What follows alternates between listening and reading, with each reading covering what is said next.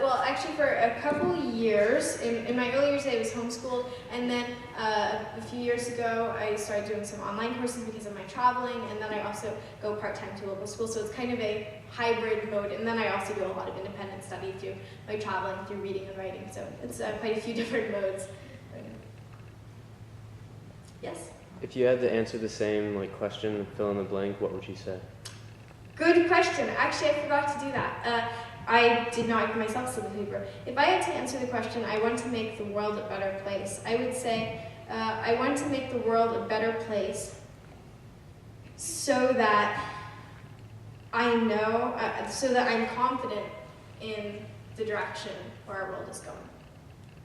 So I would say confidence in future would be my reason. What are your future plans? What are my future plans?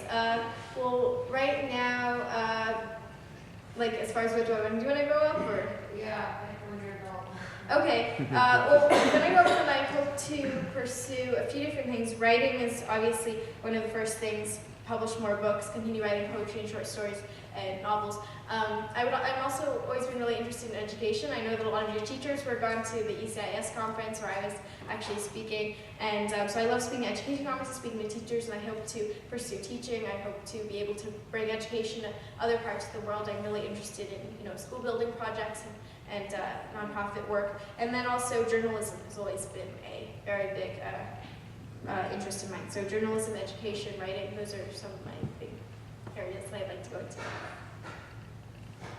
Yes? I want to pick up on Dylan and Katya's question, because in a lot of ways you are an adult, right? The construction of adulthood seems kind of artificial when you're up here in front of us. And it's hard not to hear you and think that your talents are really freakish. Like, Katya kind of freaking me out. You're an 8th grader, and we look around at what we define as adolescence.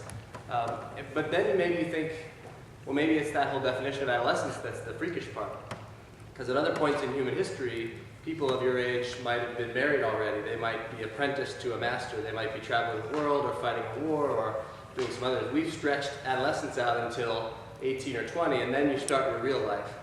And one of the reasons I love that we've had you is that, why wait? Why wait past 7 to publish your first book? Why wait past 13 to speak? Why wait to change the world? It's one of the core messages that our first senior humanities speaker, Andy Cunningham, who's about 22, came. So thank you for freaking me out a little bit tonight and reminding us that we don't really need to wait to do adult things in the world. Thank you very much. I think you bring up a really important point there. And yeah, actually that's the second time I've been called freakish.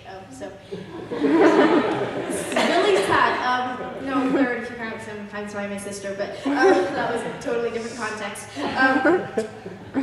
So I would start by, a lot of people do, when I'm speaking, I'm definitely it's a lot different from if you put a little camera in our house and you see me like eating dinner or something and hearing some of the jokes that I make, you would maybe revise that opinion a little bit. It would be freakish in the other direction. But I do think definitely I would agree with part of what you said about, or all of what you said about adolescence and how our vision, I think that for me this comes through, for instance, if you walk around TASIS, a lot of the teachers here, a lot of the principals I've seen have definitely been a lot older, and I think that there's considerable, here we see a lot of considerable potential in the fact that what students are doing, as well as the fact that all the teachers and people and adults who are in leadership positions also haven't waited that long. So I think that really we need to realize that being a kid doesn't mean, okay, all I'm going to do is go outside and play, and that's an important part of being a kid, but I think it can really be more than that. When I was at a conference in Canada, I spoke about, my speech was called Let Kids Be Kids, and it was about why adults need to let kids be everything that we can be and not restrict us to an idealized version of, hey, this is what you should be doing, this is how long you should be doing it. So I think it's very important for all of you to realize that even though you're, 17, most of you? 18, okay. Then, that doesn't restrict you. That shouldn't be a restricting factor at all. Can we take one more question, and then we'd love for anyone who'd like to ask more follow-up questions in a smaller environment to join us at CASA Funding. Do we have one more group question?